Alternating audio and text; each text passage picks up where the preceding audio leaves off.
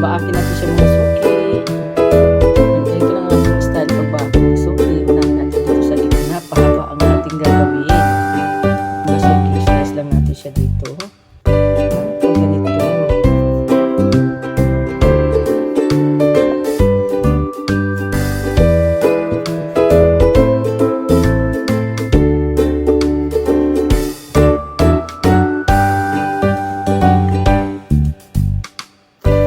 Oblong na pakwan ito mga suki.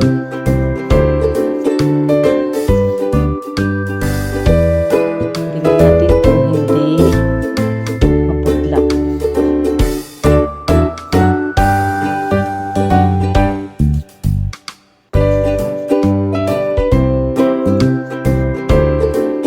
Ayan. Sa kabila naman natin siya isilisan mga suki. Dito naman tayo sa kabila.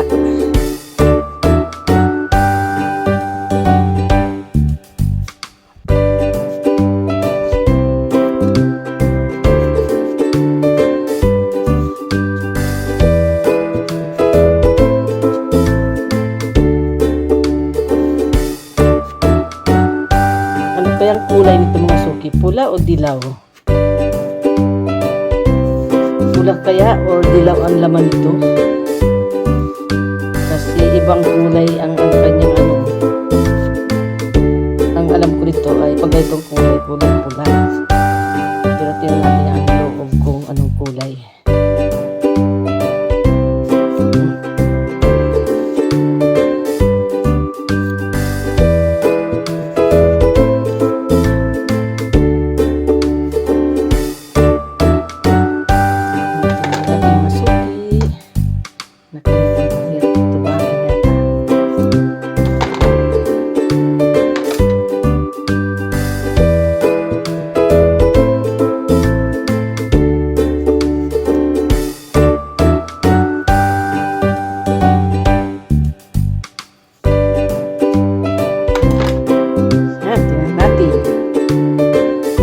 Laman.